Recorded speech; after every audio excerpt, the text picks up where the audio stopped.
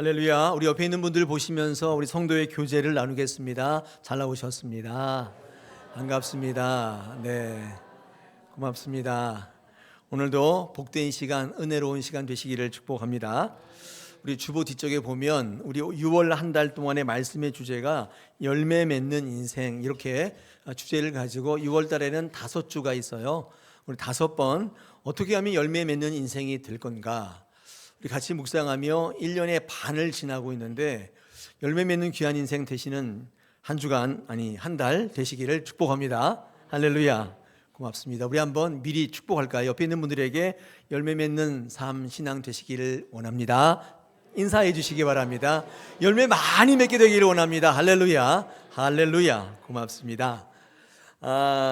우리 첫 번째 시간은 너희 묵은 땅을 기경하라는 호세아의 말씀을 가지고 이 말씀을 중심으로 좀 말씀을 나누겠습니다. 이 말씀을 조금 더 자세하게 주의하기에 앞서서 여러분에게 좀 드리고 싶은 말씀이 있는데, 호세아서를 읽어보면 호세아 선지자가 이제 쭉 적은 글이잖아요. 근데 그 시대적 분위기를 한번 우리가 묵상해 볼 필요가 있겠습니다. 여러분, 호세아는요 북이스라엘 왕국의 말기에 활동했던 선지자입니다. 구체적으로는 여로보암 2세라고 하는 북이스라엘의 왕, 그 말기부터 멸망 직전까지 활동했던 선지자입니다. 그런데 이 여로보암 2세라고 하는 왕은 별로 좋은 왕이 아닌 것 같아요. 악한 왕인데, 뭐 여로보암이라는 말만 들으면 알잖아요. 악한 왕인데, 참 아이러니하게 그 당시가 가장 북이스라엘 때는 경제적으로 부흥된 시기고 굉장히 잘 나가던 시기였다는 것입니다. 그런 악한 시대였는데 잘 됐다는 거예요. 사업도 잘 되고 장사도 이문이 많이 남고 뭐 하면 다 되고 그런 시대였다고 하는 것입니다.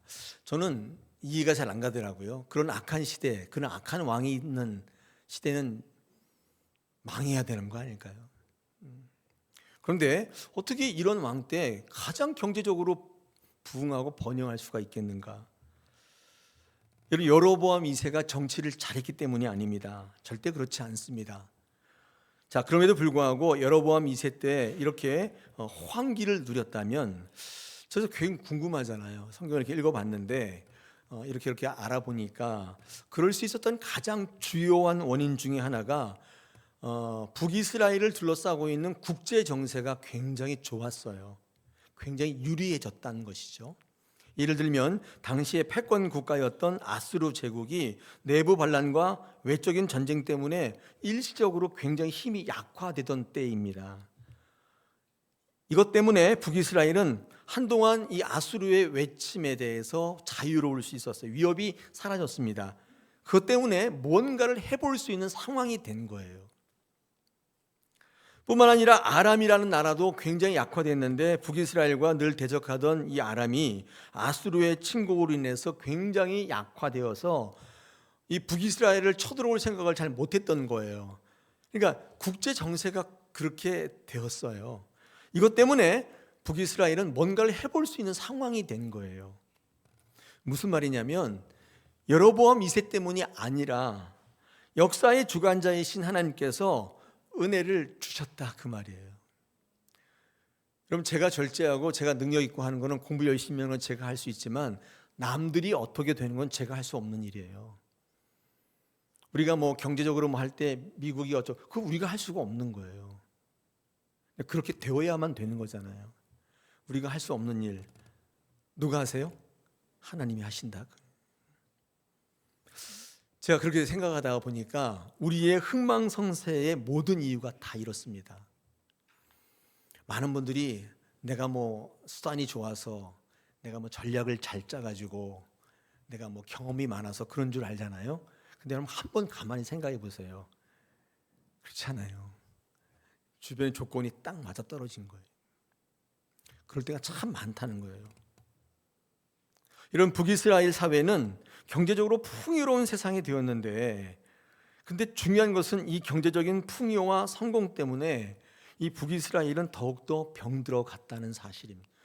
이런 거는 놓치면 안 돼요.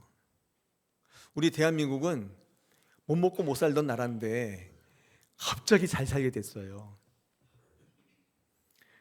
근데 많은 사람들이 그 가난은 이겼는데 풍요를 이기지 못했다고 그래요. 이 교회의 타락, 이 사회의 어려움은 못 먹고 못 살았기 때문이 아니라 오히려 풍요로워졌기 때문이라고 많은 사람들이 이야기합니다. 더구나 이 북이스라엘 백성들은요, 이 경제적인 풍요와 성공을 바라보면서 이 모든 풍요와 성공이 자신의 노력 때문에, 자신의 어떤 전략 때문에, 자신의 수단 때문에 그렇게 되었다고 생각했더라는 것입니다. 여러분, 그렇기 때문에 그들은 경제적으로 풍요로우면 풍요로울수록 그들은 더욱더 교만해졌고 하나님과의 관계는 멀어져만 갔던 것입니다. 여러분, 우리가 하나님 때문이라는 생각을 갖는 게 왜 중요하냐면 이런 위험으로부터 벗어나게 해줘요. 물론 말은 하나님께서 하셨어 뭐 이렇게 얘기하죠.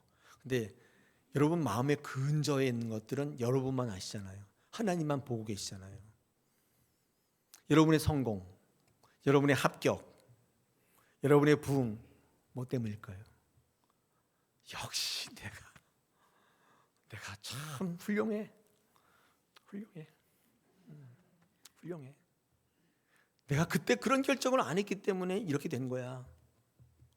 그렇게 생각하세요? 저는 오늘 이 말씀 준비하면서 그게 아니라는 생각을 해보고, 제가 이렇게 온 과정을 쭉 해보니까 제가 한 건 거짓말 조금 못해서 아무것도 없습니다. 그때 상황이 그렇게 됐어요. 그렇게 만들어 주셨어요. 별로 공부도 안 했는데 합격했어요. 좀 창피한 얘기인데 전 떨어질 줄 알았거든요. 근데 합격해서 저는 되게 의아해했어요. 이거 뭐가 잘못됐나? 더 이상은 제 프라이버시니까 제가 얘기하지 않겠지만 그 정도로 조 목사가 은혜를 입었구나.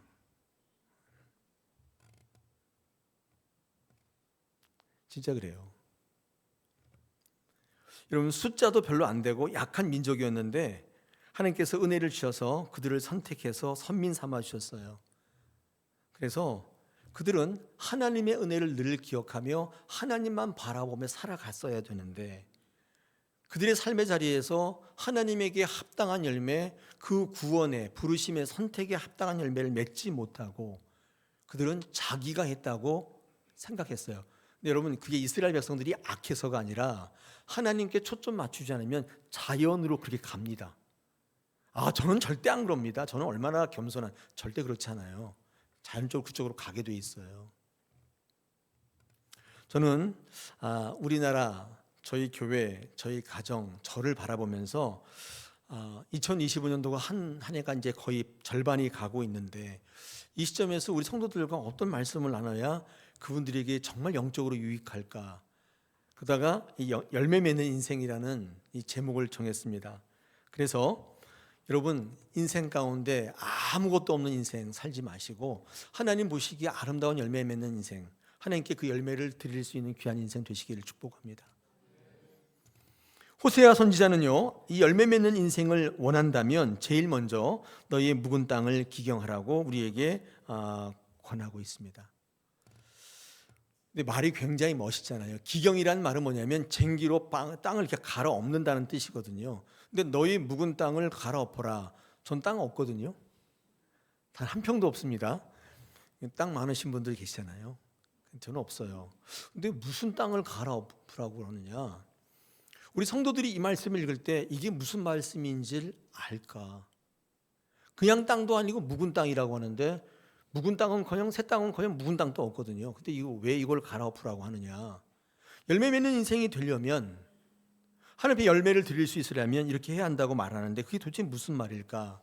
여러분, 호세아 선지자는요, 이 구원받은 백성들이 어떻게 살아가며 열매 맺는 인생이 되려면 묵은 땅을 기경해야 한다는 의미적인 선포를 지금 하고 있는데 이 말이 우리의 삶에 실제적으로 적용될 수 있는 말이 아니에요.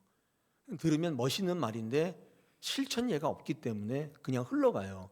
성경에 보면 그런 게 굉장히 많지 않습니까? 오늘 너희의 묵은 땅을 기견하는 의미, 영적인 의미 세 가지 정도를 한번 묵상하면서 여러분 한번 실천했으면 좋겠습니다. 이 말이 무슨 말일까? 첫째는요, 이 회개하라는 명령이죠. 이 묵은 땅을 기경하라는 것은 회개하라는 것입니다. 회개가 뭐예요? 그것도 되게 모호해요. 회개도 굉장히 모호합니다. 많은 분들은 회개를요, 자기 반성, 자기 성찰, 자기 결단인 줄 알아요. 근데 그거 회개 아니에요.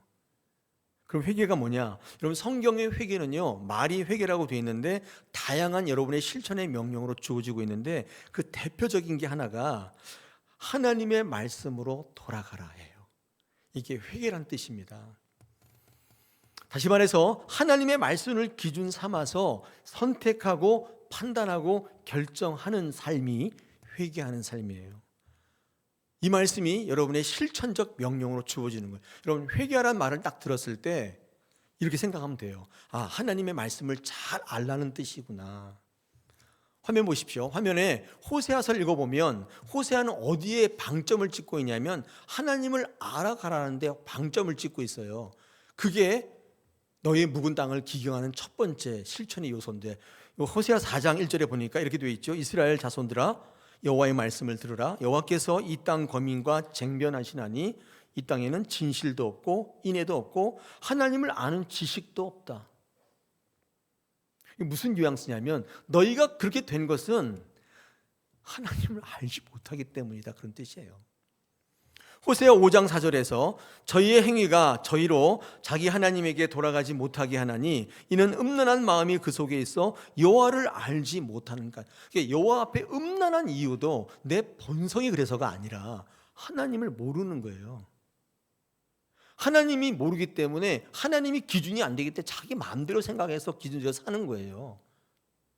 그 다음에 호세아 6장 3절에 보니까 그러므로 우리가 여호와를 알자, 힘써 여호와를 알자. 그의 나오심은 새벽빛같이 일정하니 비와 같이 땅을 적시는 늦은 비와 같이 우리에게 임하신다. 어떻게 하자고요? 여호와를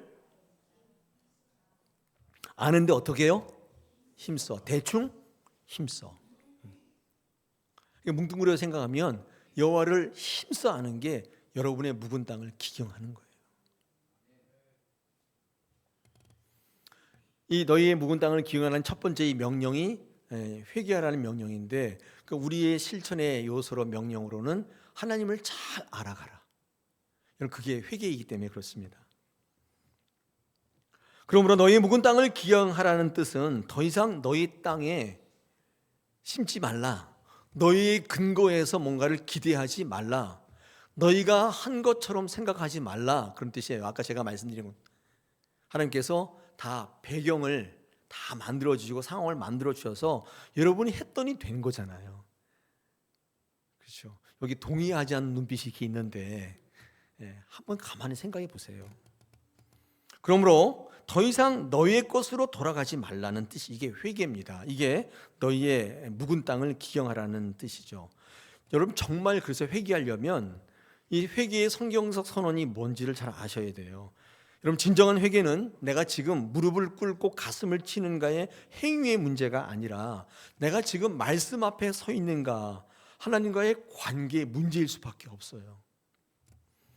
말씀만이 내가 어떤 존재인지를 보게 만들어줘요.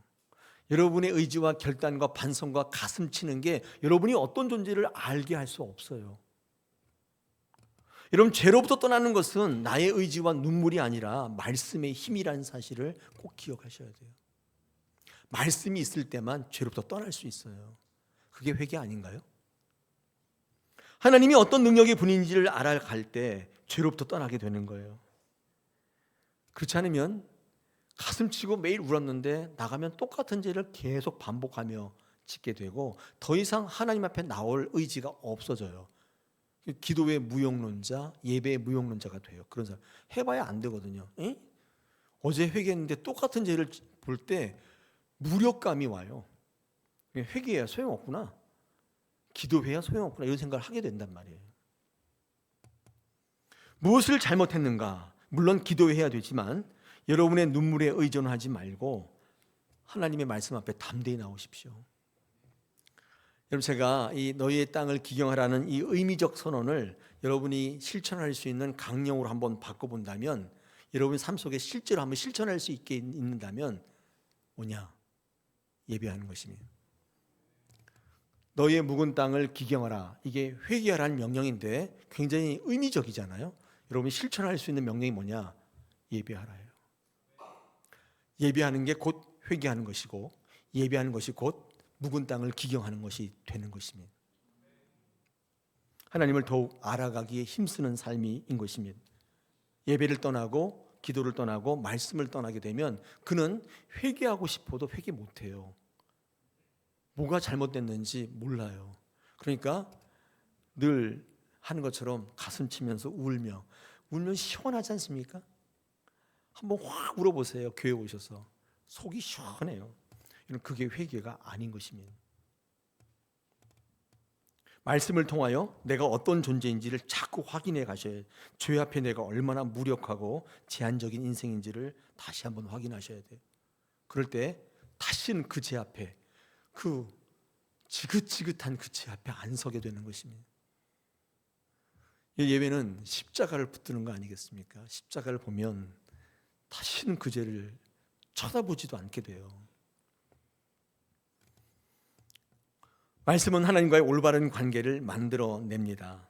이럴 때 인간은 진정한 변화를 겪게 돼요. 이게 진정한 회개인데, 여러분 이것이 나의 묵은 땅을 기경하는 첫 걸음이 되고 이때 풍성한 열매를 맺을 수 있는 토양으로 바뀌게 되는 줄로 믿습니다. 할렐루야. 너희 묵은 땅을 기경하라의 성경적 의미 첫 번째, 회개하라 말씀을 묵상해요. 두 번째 의미가 있습니다. 그건 뭐냐면 순종하라입니다. 너희 묵은 땅을 기경하라는 말은 순종하라는 말인데, 이게 무슨 말이냐면요, 너희 땅에다가 심지 말라고 하는 거잖아요. 너희 땅에 다 갈아엎어서 천연 그대로에 하지 말고 하나님의 말씀의 쟁기로 다 갈아엎어서 하나님화된 밭에다가 심으라는 것인데, 이게 하나님의 방법입니다. 여러분은 내가 가지고 있는 거에 다 심으면 될 것처럼 보이지만 하나님의 방법은 그게 아니에요. 하나님의 방법과 계획이 있어요. 그러므로 너희 땅을 기경하라는 것은 하나님의 방법의 계획에 동의하라는 뜻입니다. 하나님께 먼저 우선순위가 있다는 사실을 인정하는 것입니다. 여러분, 풍성한 열매를 맺기 위해서 우리가 가장 먼저 해야 될 일이 뭘까? 농사를 지어본 분은 알잖아요. 제일 먼저 뭘 해야 되죠? 씨를 뿌리나요? 비료를 주나요? 아닙니다. 제일 먼저 해야 될 건 뭐냐면 땅을 기경하는 것입니다.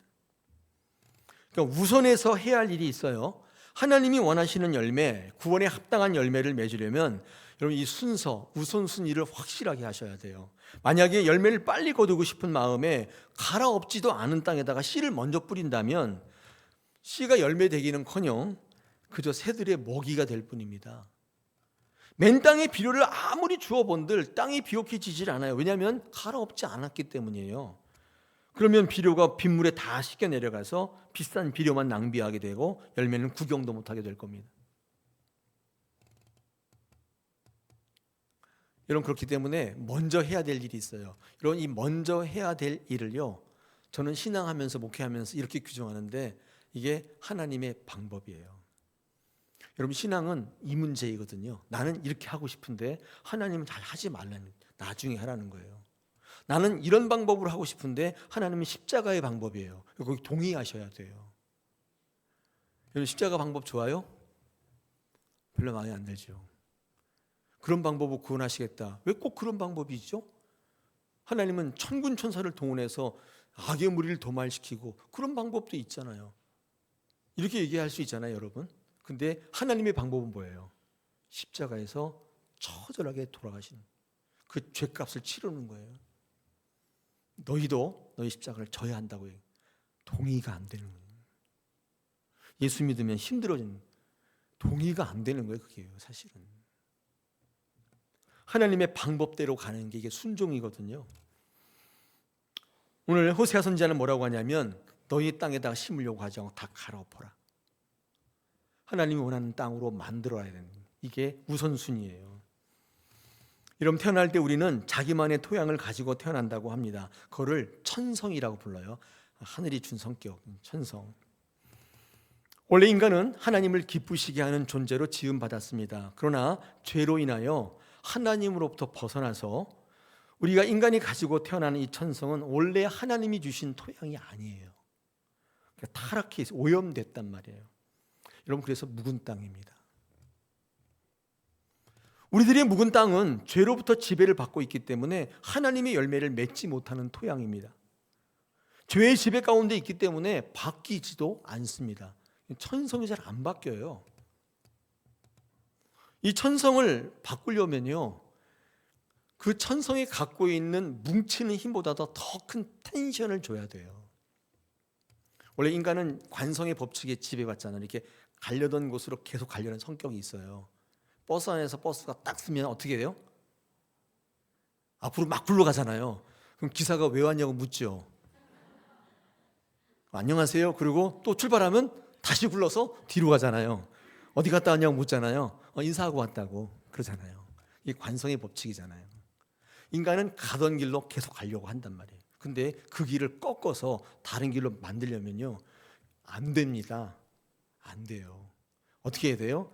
가려던 그 힘의 루트 x 제곱의 2분의 3 자승의 500배. 물리학에서 제가 검색을 했는데 딱 봤는데 그게 그렇게 힘을 줘야 돼. 그건 저는 잘 몰라요. 근데 그거 가는 것에 엄청난 텐션을 줘야 방향이 바뀌어요. 그렇지 않으면 여러분이 천성대로 사는 거예요. 하고 싶은 대로 하는 거예요. 그거를 뭐라고 할 생각은 없는데, 자, 우리는 오늘 지금 하나님이 원하신 열매를 맺는 인생을 살자는 지금 얘기를 듣고 있잖아요. 그러려면 어떻게 해야 돼요? 자기 천성에, 자기 땅에다가 심어서는 하나님 열매를 맺을 수 없다는 거예요. 여러분, 자기 천성의 밭에 심으면 자기 열매를 맺습니다. 자기 열매, 하나님이 원하신 열매 아닙니다.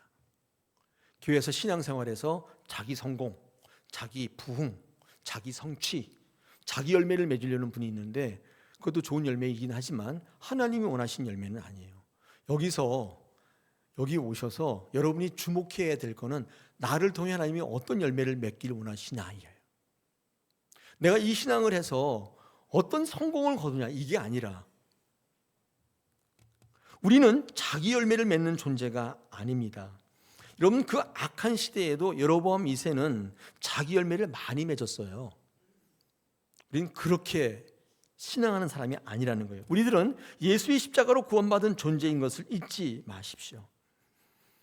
하나님이 우리에게 기대하는 열매는 우리의 열매가 아니에요. 우리의 성공, 우리의 승리, 우리의 높임, 우리의 확장, 우리의 부러움, 우리의 업적 같은 게 아니에요. 십자가에 맺는 열매를 우리에게 요구하신다는 것입니다. 그렇기 위해서 우리가 가지고 태어난 이 천성 있잖아요. 묵은 땅을 기경하셔야 돼요. 여러분, 이게 순종한다는 이 말에 그래서 첫 번째 의미는 하나님의 방법에 동의하는 거고, 또 하나는 수용하는 거잖아요. 기경한다는 것은 수용한다는 뜻이거든요. 이 수용하려면 어떻게 돼요? 부드러워져요. 이 땅을 갈면 부드러워집니다. 그래서 완악했던 부분이, 고짐스러웠던 부분들이 하나님의 말씀으로 사라져요. 설득되는 거예요. 수용성이 없는 사람은 굳어져 있는 땅과 비슷해요. 뭘 뿌려도 소용이 없어요. 그런 인생이 굉장히 여유가 없고 각박하고 굉장히 독불장군이지. 그러나 믿음이 들어오면 사람은 수용적으로 바뀌게 되는데, 믿음이 갖고 있는 힘이 여러분의 굳은 땅을 부들부들하게 만들어주는 힘이 있거든요. 믿음의 성장이 이루어지면 특징이 뭐냐면 잘 받아들여요. 아멘 하게 돼요. 스폰지와 같이 바뀌어요. 부드러워져요. 수용하게 되는 것이죠.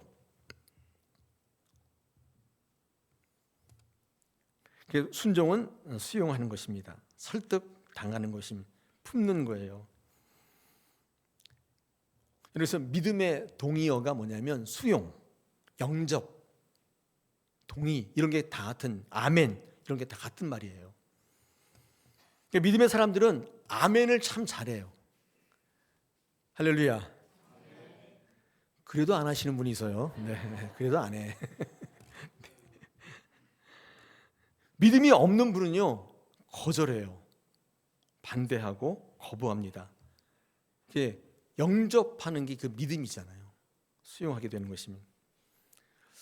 여러분, 교회는 원래 하나가 되기 어려운 모임이죠. 그렇죠. 이 밖에 뭐 계모임이나 이런 동호회 가면 다 비슷비슷한 사람들끼리 모여 있기 때문에 하나가 되기 쉬운데 교회는 그렇지 않습니다. 남녀노소 빈부귀천 학력의 유무에 관계없이 다 모였기 때문에 하나가 되는 게 어려워요. 그러니까 야, 무슨 교회가 이렇게 하나가 안 되냐 이렇게 말하는 게 이상한 거예요. 교회니까 하나가 안 되는 거예요. 그죠? 제 말이 틀려요? 그거 맞잖아요. 아니 시험을 본 것도 아니고 그분의 성향을 MBTI 이런 거 검사도 안 해요. 그냥 무작정 다 받은 거잖아요. 근데 각자 다 달라요. 여러분 초대교회 보십시오. 상극인 유대인과 헬라인이 모여 있어요.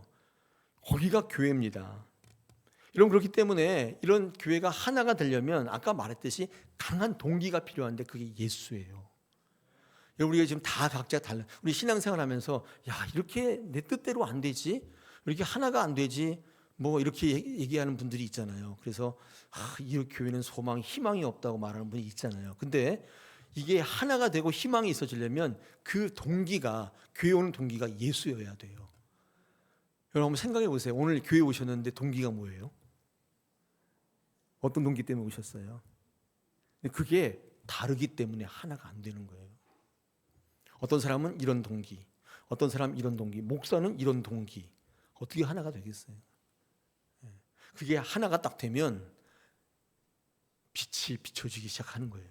할렐루야.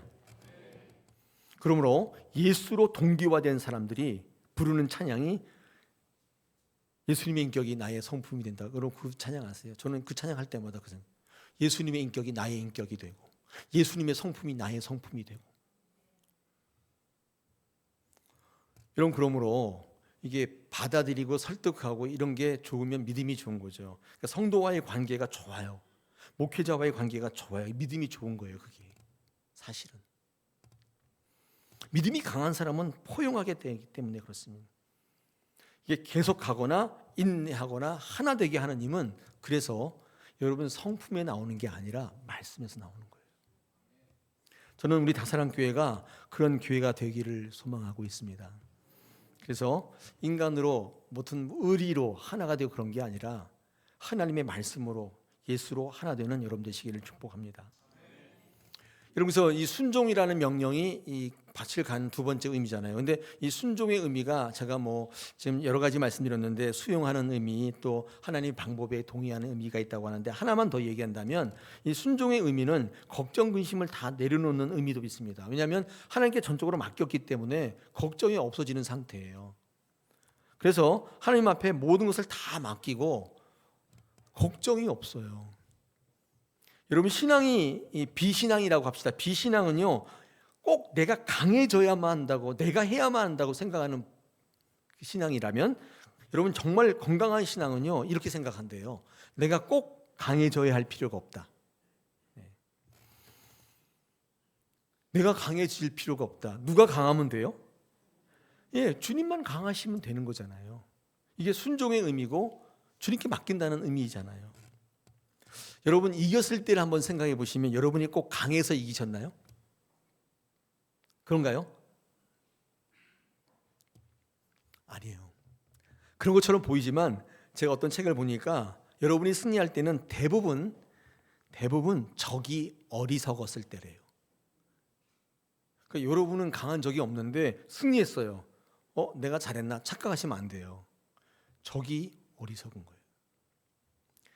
내가 이길 때에는 내가 강해서 이길 때도 있지만 내가 준비돼서 이길 때도 있지만 대부분 적이 어리석어져요. 적에게 내분이 일어나요.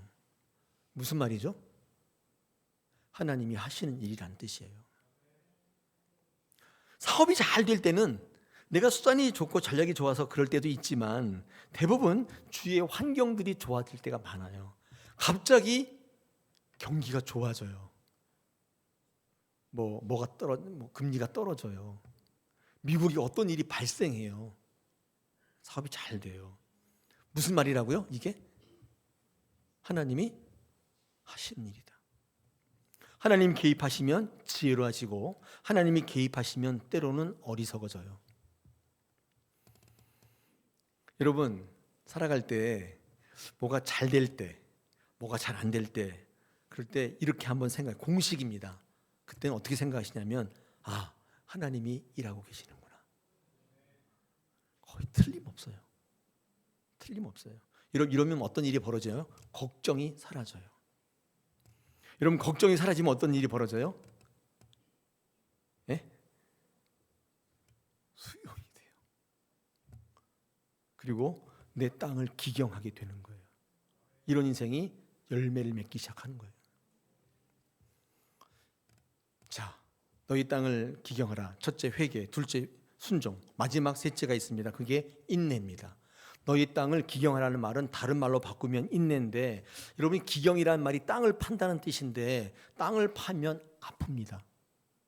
여러분이 딱딱하게 굳어진 본성, 천성이 있는데 이걸 변화시키기 위해서 말씀의 포크레인으로 팍팍 눌러 파기 시작하면요, 아파서 죽을 지경이에요.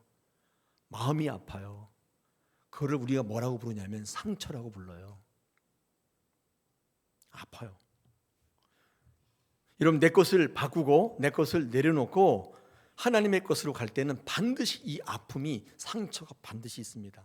아브라함에게 뭐라고 얘기했냐면 너의 본토 친척 아버지 집을 떠나라, 익숙한 것을 떠나라고 명령했는데 이유가 뭐냐면 그게 기경이에요. 밭을 갈아엎어야 아브라함의 토양에다 뭘 뿌리면 싹이 나기 때문에 그렇습니다. 근데 익숙한 것에 딱 갇혀져 있으면 절대로 싹이 안 나요. 그럼 이렇게 갈아엎는다는 것 자체는 아픔입니다. 왜 갈아엎느냐면 천연의 것, 천성, 본성, 나의 바탕으로는 영적 열매, 하나님이 원하신 열매를 맺기가 어렵기 때문이에요. 이렇게 말하면 돼요. 열매는 곧 아픔이다, 상처다, 이렇게 말하면 돼요. 틀리지 않습니다. 여러분, 시편 1편 3절 한번 보여주세요. 이렇게 되어 있습니다. 3절에 철을 따라, 그렇죠? 열매를 맺고 그 잎사귀가 마르지 않고 모든 일이, 이 시냇가에 심은 나무가 그렇대요. 그래서 이 시편에는요, 시냇가에 심은 나무를, 그렇죠, 열매라고 설명하고 있지만 여러분, 사실 가만히 생각해 보면 이건 상처인 거예요. 여러분, 시냇가에 이렇게 뿌리를 딱 내려서 정착을 딱 하게 되면요, 반드시 상처가 있습니다. 열매는 열매인데 그 열매는 어떤 열매냐면 상처의 열매예요. 도망 못 가잖아요. 뿌리를 내렸으니까. 그럼 어떻게 돼요? 상처받는 거예요. 여러분, 교회에 도망 못 가고 이렇게 뿌리를 딱 내려, 항존직 같은 사람은 뿌리를 내린 사람이에요. 그 사람은 도망 못 가는 거예요. 뿌리를 딱 내리면 그때부터 열매가 맺히는데 어떤 열매가 맺히는 줄 아세요? 상처 열매가 맺히는 거예요. 왜 상처냐면 도망 못 가니까 뭐 때리고 하면 그냥 그 자리에 있어야 되잖아요. 애들이 와서 막 칼로 막 상치기 내도 못 도망가잖아요. 나그네가 와서 오줌 싸도 못 도망가요. 그럼 거기 있어야 되는 거예요. 그냥. 안 그래요? 그 상처잖아요.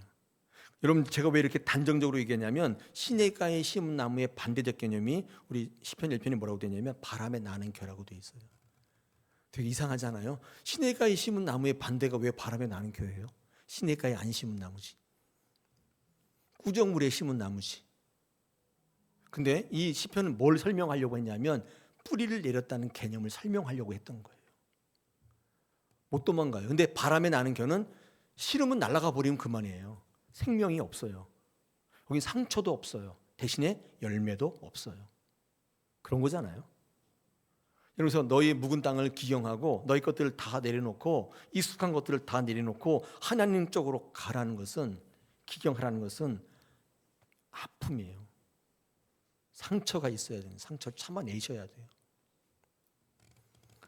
그러면 어떤 일이 벌어진다고요? 예? 첫째,